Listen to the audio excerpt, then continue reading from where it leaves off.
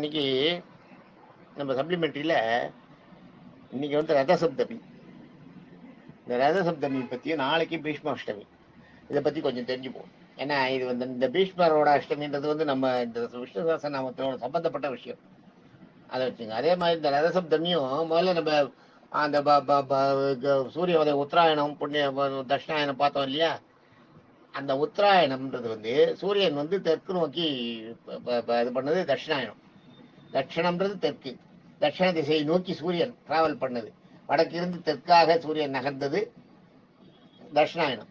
இப்ப அதாவது நம்ம பார்வைக்கு நம்ம சயின்டிபிக்கா பார்க்க வேண்டாம், இதுல சாஸ்திர ரீதியா இப்ப அந்த இந்த ரதசப்தமின் தான் என்னன்னா முடிஞ்சிருச்சு. இன்னைக்குதான் சூரியனோட ரதம் தெற்கு கடைசிக்கு போயிடுது. தெற்கு கோடியில இருந்து திரும்புறது, ரிவர்ஸ்ல திரும்பி வடக்கு நோக்கி பயணம் இன்னைக்குதான் திரும்புறது.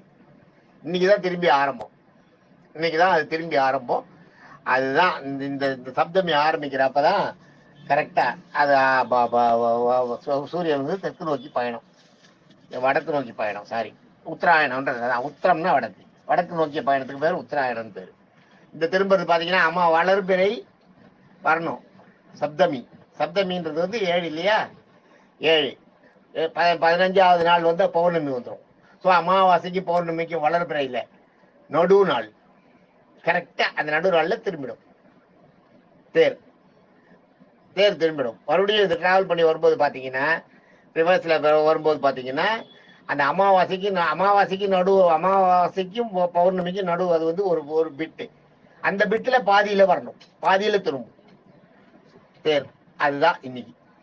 அதுதான் அதான் ரத சப்தமி. அந்த ரதம் திரும்புறதுனால தான் 7வது நாள் நம்ம அதை கணக்கு வச்சுக்கணும்.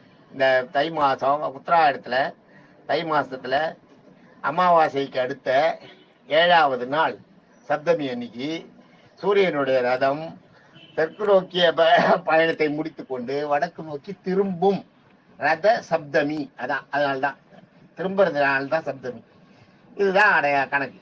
இது மாதிரி திரும்ப இதே மாதிரி வந்து ஆடி மாசத்துலயும் அது மாதிரி வரும். அப்ப வரும்போது அது சொல்றேன். இப்ப திரும்பி இன்னைக்கு இது டிராவல் பண்றது, இதுதான் இன்னைக்கு ரத சப்தமி. நாளைக்கு வந்து பீஷ்மாஷ்டமி. பீஷ்மாஷ்டமின்றது என்னன்னா கொஞ்சம் பீஷ்மரை பத்தி நீங்க தெரிஞ்சுக்கணும். தெரிஞ்சுதாதான் அது இது பண்ண முடியும். அதாவது சந்தனு மகாராஜா, சந்தனு மகாராஜாவுக்கு குழந்தைகள் இல்லை. இதுக்கு முன்னாடி பிரபாசன், சந்தனு மகாராஜாவுக்கு எப்படி பிறக்கிறது சொல்லிடுறேன். பிரபாசன்னு அஷ்டதிக்கு வசுக்கள், 8 திக்குகளுக்கு காவல் இருக்கிற வசுக்கள் வந்து அஷ்டதிக்கு வசுக்கள் தான். அஷ்டம்னா 8, அஷ்டதிக்கு, அதனால்தான் அஷ்டமி சொல்றோம். அஷ்டம்னா 8 திக்குகள். 8 திக்குகள்னா 4 திசைகள் 4 மூலைகள். தென்மேற்கு வடகிழக்குன்னு சொல்றோம் இல்லையா? அது மாதிரி அது அந்த 4 மூலைகள் சேர்ந்தது. 8 திக்குகளுக்கும் வசுக்கள், அந்தந்த திக்குகளுக்கு காவலர்கள். இப்ப 8 பேர் தேவர்கள் அது உண்டு. அந்த 8 பேர் வந்து பூமியில விளையாடிட்டு ஒரு தரம் இது பண்ணிட்டு இருக்கும்போது பாத்தீங்கன்னா வசிஷ்டரோட இதுல பாக்குறாங்க. ஆசிரமத்துக்கிட்ட வசிஷ்டரோட ஆசிரமத்தை பார்த்தா நந்தினி பசு இருக்கு. நந்தினி பசு ரொம்ப அழகா இருக்கும் பாக்குறதுக்கு. அந்த பசு எதை கேட்டாலும் கொடுக்கும். அந்த நந்தினி பசு பாக்குறாங்க. பார்த்த உடனே இந்த 8 பேரும் வந்து அந்த நந்தினி பசு மேல ஆசைப்படுறாங்க. 8 உங்களும் இதுல வந்து மற்றவங்க எல்லாம் கொஞ்சம் பயந்துடுறாங்க. ஐயோ சிஸ்டர் வந்து சாபம் கொடுத்துருவார் வேண்டாம்னு. ஆனா இந்த பிரபாசன்ற அந்த அந்த அஷ்டத்துக்கு ஒருத்தர் இருக்கா இல்லையா பிரபாசன், அந்த பிரபாசனோட ஒய்ஃப் மட்டும் அவன் மட்டும் ஒத்துக்கவே மாட்டான். எனக்கு வேணும் அந்த பசு, கட்டாயம் வேணும், அதை கொண்டு வரையா இல்லையான்னு படுத்துவான். அதான் பெண்கள் வந்து அடம்பிடிக்க ஆரம்பிச்சா தாங்க முடியாதுன்னு இதை பண்ணி இப்ப அந்த அந்த அந்த அந்த கொண்டு வந்தே ஆகணுன்றான். வேற வழி இல்லாத பிரபாசன் என்ன பண்றான், அந்த பசுவை கட்டி இழுத்துன்னு போயிடுறான். இழுத்துன்னு போய் அவனோட அந்த இது வச்சிருக்கான் இல்லையா, அங்க கொண்டு போய் கட்டிடுறான் அவனோட இடத்துல. வசிஷ்டர் வந்து பாக்குறேன், இப்ப நந்தினி பசுவை காணும். உடனே யாருன்னு ஞான திருஷ்டியில பாக்குறாரு. இந்த பிரபாசன் எடுத்து வச்சிருக்கிறதும் அவனுக்கு இந்த அஷ்டதிக்குகள்ல மீதி இருக்க 7 பேர் உதவி பண்ணி அந்த பசுவை ஓட்டின்னு போறதுக்கு ஹெல்ப் பண்றதும், இவர்கள் 9 பேரும் வந்து 8 பேரும் வந்து பசுகிட்ட நின்று சுத்தி பாக்குறதும் பாக்குறாரு. கண்ணில் ஒரு கோபம் வந்துடுது. கோபம் வந்த உடனே அஷ்டதிக்குகள் மேல சாபம் கொடுத்துறாரு. நீங்க எல்லாம் பூமியில மனுஷால போய் பிறக்கணும் அப்படின்னு. உடனே இது அந்த சாபம் கொடுத்தது வந்த உடனே இவங்களுக்கு வந்து இவங்களுடைய இந்த தேவசனுடைய சக்திகள்லாம் இழக்க ஆரம்பிக்கும். தெரிஞ்சு போயிடுது. தெரிஞ்சு போன உடனே ஓடி வந்து அவர் காலில் விழுறாங்க எல்லாரும்.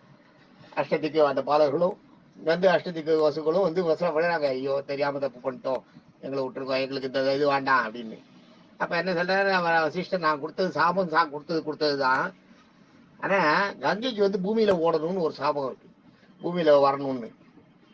அந்த மாதிரி வருவா கங்கை.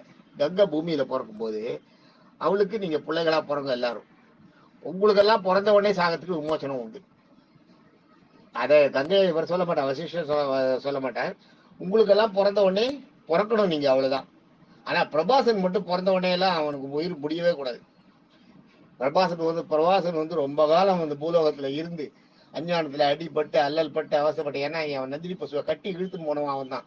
அதனால அவன் படாத பாடுபட்டு கடைசியில அவனுக்கு வந்து அவனுடைய சாவு வந்து ரொம்ப ஒரு கோரமான சாவா அமையும் அப்படின்னு சாபம் கொடுத்து அனுப்பிடுற. எல்லாரும் வந்துடுற. இதுக்கு நடுவில் கங்கைக்கு ஒரு சாபம், பூமியில வந்து பிறக்கணும்ட்டு. கங்கையோட அந்த திமிரு, கங்கையை வந்து ரொம்ப அகம்பாவமா ஈஸ்வரனை இது பண்ணுவா. ஈஸ்வரன் தலைமையில இருந்து குதிப்பா. அப்ப ஈஸ்வரன் என்ன பண்ற, தலைமுடியை அவுத்து விட்டு கீழே போய் நீ கொஞ்ச நாள் பூமியில ஓடிட்டு வா, இருக்கிற பாவத்தை எல்லாம் அனுபவிச்சுட்டு வா, அப்பதான் உன்னோட இது அடங்கும், உனக்கு இருக்கிற அந்த கர்வம் அடங்கும் அப்படின்னு சொல்லி அனுப்பி விடுற. அப்ப கங்கை கீழே வர. கங்கை கீழே வரும்போது அப்ப இந்த அஷ்டதிக்கு வசுக்களும் போய் கங்கையை கேட்கறேன், இந்த மாதிரி நாங்க இருக்கோம், எங்களை வந்து நீ பிள்ளையா பெற்றுக்கணும், நாங்க 8 பேரும் உங்க வயசுல பிறக்கணும், பிறந்து எங்களுக்கு வந்து மோட்சம் கிடைக்கணும், நீ கங்கைன்றதுனால நாங்க பிறந்த உடனே எங்களை தூக்கி நீ இது பண்ணி சம்ஹாரம் பண்ணிடணும், எங்களை கொன்னுடணும், அந்த அந்த காரியத்தை நீ தான் பண்ணணும். இது மற்றவங்களுக்கு சொன்னா புரியாது, யாரா இருந்தாலும் பெத்த குழந்தையே பண்ண மாட்டாங்க. நீ வந்து எங்களோட சாபமும் தெரியும், தேவகன்னிகைன்றதால உனக்கு தெரியும், நீயும் உன்னோட சாபத்துக்காக நீ பூமிக்கு போக போற, அப்ப நீ எங்க 8 பேரையும் குழந்தையா பெற்று எங்களை கொன்னுடணும் அப்படின்னு கேட்கிறேன். கேட்கும்போது சரின்னு ஒத்துக்கிறான் கங்கை. ஒத்துட்டு போகும்போது 7 பேருக்கு பண்ணிடுறேன், ஒருத்தனுக்கு பண்ண முடியாது, பிரபாசனுக்கு மட்டும் என்னால பண்ண முடியாது அப்படின்னு சொல்லிடுறேன். இதுதான் இது நிலைமை. சந்தனு மகாராஜா ஒரு தரம் கங்கை ஆத்தங்கரையில அப்படியே போய் இருக்கிறாருங்க. அயோத்தி தானே அவங்களோட இது, அவங்க எல்லாமே அந்த இது சேர்ந்தவங்க தான். அந்த சரையு நதிக்கிற ஓரத்துல போய் இருக்கும்போது பார்த்து, சரையு நதி ஓடும்போது அழகான பெண் ஒருத்தி அங்க இருக்கா. அந்த பெண்ணை பார்த்த உடனே கங்காதேவி பெண் ரூபத்துல வந்து நிக்கிறான். நின்ன உடனே இந்த ராஜா மயங்கிடுறான். ஏன் நீ யாரா இருந்தாலும் பரவாயில்ல, எனக்கு அதை பத்தி இல்லை, ஆனா நான் உன்னை கல்யாணம் பண்ணிட்டே ஆகணும், அதுக்கு வழி சொல்லு அப்படின்றான். அப்ப அவன் என்ன சொன்னா, நீ வந்து சந்தனு மகாராஜா பெரிய மகாராஜா எனக்கு தெரியும், ஆனா இவன் கங்கைன்றது சொல்லலை, அது தெரியும். நீ வந்து என்ன கல்யாணம் பண்ணிக்கணும்னா ஒரே ஒரு கண்டிஷன், நான் எது செஞ்சாலும் அதை என்னன்னே கேட்கக்கூடாது அப்படின்றான். இவனுக்கு மோகம், இந்த சந்தன மகாராஜா வந்து கொஞ்சம் பெண் பித்து இருக்கிறவன். மோகம் வந்து சரின்னு ஒத்துக்கிறான். ஒத்துட்டு போய் பண்றான். ஒத்துட்டு அவளை கொண்டு போய் கல்யாணம் பண்ணி பட்டாபிஷேகம் பண்ணி எல்லாரும் ராணியா வச்சுருக்கான். அவளுக்கு வந்து கங்காதேவிக்கு வந்து குழந்தை பிறக்கிறது. 7 குழந்தைய கொண்டு போய், அந்த யாரு இந்த குழந்தைகளா பிறக்கிறது, இந்த அஷ்டதிக்கு பாலர்கள் தான் ஒருத்தரா பிறக்கிறான். 7 பேரை கொண்டு போய் கங்கையிலேயே போட்டுறான். இவ தானே கங்கை தானே இவளே என்ன பண்ணிடுறான், குழந்தை பிறந்த உடனே எடுத்து போய் கங்கையில வீசி வச்சிருவான். ராஜாவுக்கும் வயத்த கொதிக்கும், சந்தன ராஜாக்கு இப்படி கூட பண்ணுவாங்களா யாராவதுன்னு ரொம்ப வயத்த கொதிக்கும். இந்த மாதிரி ஒரு குழந்தைகளை கொண்டு போய் கொல்லுவாளா யாராவது, எங்கேயாவது உண்டா, இந்த இப்படி பண்றாளே இவ்வளவு வந்து கேட்கக்கூடாதுன்னு இப்போ ஒரு வரத்தை அவன் வரத்தை கொடுத்தது தப்பா போச்சு, நம்ம வம்சமே இல்லாத போயிடும் போட்டுருக்கேன் நம்ம ராஜ பரம்பரைக்கு அப்படின்னு ரொம்ப உள்ளுக்குள்ள புழுகிறார். 8வது குழந்தைய எடுத்துன்னு போகும்போது இவரால் பொறுக்கவும் இல்லை. ஏன்னா அந்த பிரபாசன் இங்க இருக்கணும்னு இருக்கு இல்லையா, அதனால 8வது குழந்தை எடுத்து போகும்போது பொறுக்கவும் இல்லை, போய் தடுத்துடுறார். போய் தடுத்து, என் குழந்தையெல்லாம் கொல்றியா இது மாதிரி, சரி நியாயமான்னு. அப்ப அவன் என்ன பண்றா, சிரிச்சுட்டே வந்து தன்னுடைய சுயரூபமான கங்கையை காட்டுறான். நான் கங்காதேவி, நான் எங்கேயோ கரையில வந்து இருந்தப்ப நீ வந்து என்னை வந்து கல்யாணம் பண்ணிக்கிறேன்னா, எனக்கும் ஒரு சாபம் இருந்தது, பூலோகத்துல வந்து இல்லற வாழ்வில் ஈடுபடணும்னு. அதனால அந்த சாபத்தினால நான் பழைச்சு வந்தேன். நான் இங்க வந்த நேரத்தில் நீ வந்து என்ன கல்யாணம் பண்ணிட்டேன்னு கதையெல்லாம் சொல்றேன். எல்லாத்தையும் சொல்லிட்டு 7 பிறந்துட்டாங்க. இந்த 8வது பிள்ளை நீ வந்து தடுத்து நிறுத்திட்டாங்க, என்கிட்ட கேட்டுட்டேன், அதனால நான் கொல்ல மாட்டேன், இந்த குழந்தைய கொல்ல மாட்டேன், ஆனால் நான் எடுத்துன்னு போவேன். நான் எடுத்துன்னு போய் இந்த பிள்ளைய வளர்த்து கொஞ்சம் பெரியவனாக்கி உங்கள்கிட்ட கொண்டு கொடுப்பேன். ஏன்னா தாய் இல்லாத இந்த குழந்தை வந்து தாய்ப்பால் தாயோட இதெல்லாம் தெரியணும். இந்த பூலோகத்துல மானிட நான் பிறந்துட்டதுனால தாயுடைய அரவணைப்பு தேவை இந்த குழந்தைக்கு, நான் வளர்த்து உங்ககிட்ட அனுப்பிடுறேன்னு சொல்லிட்டு அப்படியே போய் கங்கையில இறங்கிடுவேன். சந்தன மகாராஜாவுக்கு தெரியும், சந்தனுக்கு தெரிஞ்சு போயிடுது. அதோட அவ்வளவுதான், நம்மளுக்கு குழந்தை இந்த மாதிரி ஒரு குழந்தை இதுல போயிடுது அப்படின்றது தெரியுது. அப்புறம் கொஞ்ச நாள் பொறுத்து ஒரு 10 வருஷத்துக்கு அப்புறம் 11 வருஷத்துக்கு அப்புறம் கங்கை வந்து மறுபடியும் அந்த சந்தன மகாராஜா கங்கைக்கு வரும்போது கங்கை மறுபடியும் வந்து பிள்ளைய கொடுத்துட்டு, இந்த பிள்ளையா உன் பிள்ளை, நான் எடுத்துட்டு போன பிள்ளை வளர்த்து 11 வயசு வளர்த்து கொண்டு கொடுத்தேன், இனிமேல் நீ வளர்த்துக்க வேண்டியது, இவன் பெரிய புகழ் அடைவான் அப்படின்னு சொல்லிடுவேன். அவனுடைய பேர் தேவவிரதன்னு வைக்கிறது. இப்போ கங்கை தான் வச்ச கங்கை வச்ச பேர் தான் தேவவிரதன்றது. பிரபாசன்றது வந்து முதல்ல பூர்வ ஜென்ம பேரு. இப்போ வந்து தேவவிரதன்னு பேர் வச்சு கொடுக்குறேன். சந்தனு மகாராஜா கூட்டிட்டு வந்துடுறார். சந்தனு மகாராஜா வந்து இந்த தேவவிரதன் எல்லா வித்தைகளையும் ரொம்ப சூழ்ச்சியாக, ரொம்ப மிகப்பெரிய வில்லாளியா இருக்கான், மிகப்பெரிய வீரனா இருக்கான். இது இப்படியே இருக்கும்போது இந்த சந்தனு மகாராஜா என்ன பண்றார், தன்னுடைய கடற்கரை ஓரத்துல போகும்போது ரொம்ப அப்படியே அழகான ஒரு பொண்ணை பாக்குறார். அழகான ஒரு பொண்ணு. அவ வந்து மீனவச்சி. அந்த பொண்ணு பேரு சத்தியவதி. அவ மீனவக்காரி. ஆனா மீனவக்காரினா மீன் வாசனையே வரல அவ உடம்புல. ஒரு பயங்கர நறுமணம் வருது. அவ இருக்கிற இடத்துலயே, அந்த ஏரியாவிலேயே நறுமணம், அப்படி ஒரு நறுமணம் வருது. அவளை பார்த்த உடனே இவர் மயங்கிறார். அவளை பார்த்த உடனே இவ்வளவு நாள் அந்த கங்கைக்கு அப்புறம் பெண் இது இல்லாத இருந்தது. அவளை பார்த்த உடனே அவளை கல்யாணம் பண்ணிக்கணும்னு நினைக்கிறேன்.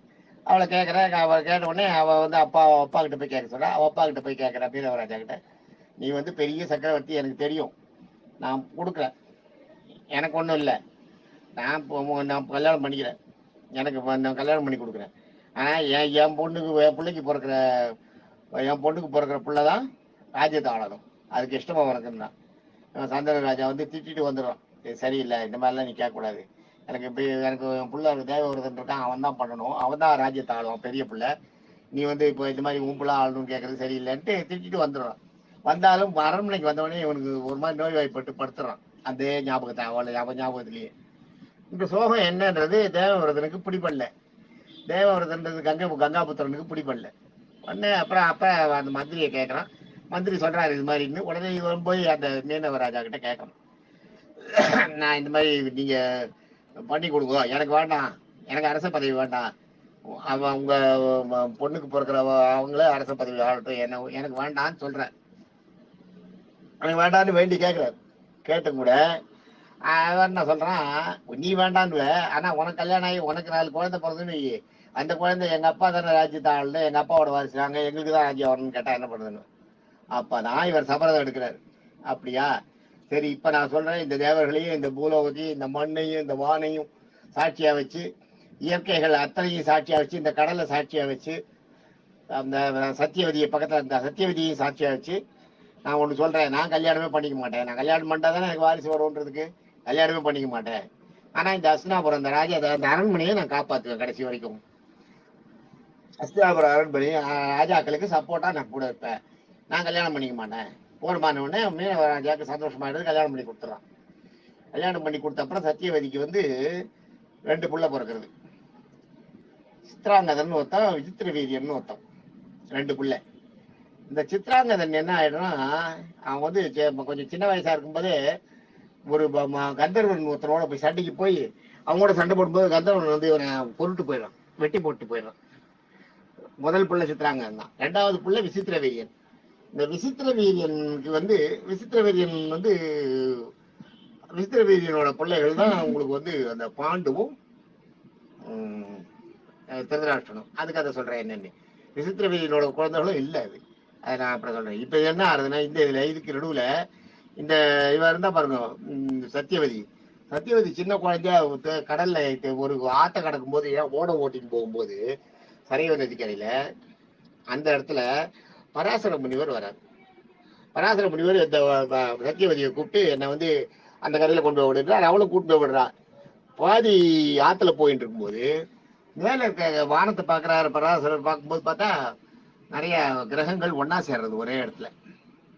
இதை சேரும்போது அந்த ஞான திசையில அவருக்கு தெரியுது, இந்த நேரத்துல ஒரு குழந்தை பிறந்ததுன்னா அந்த குழந்தை வந்து பூலோகமே போற்ற ஒரு மிகப்பெரிய மகானா விளங்கும், பூலோகத்துக்கு வந்து நிறைய நல்லது செய்யும் அப்படின்றது அவருக்கு தோணுது. சாஸ்திரிகிட்ட அவருக்கு ஞானத்துல பட்டுருது.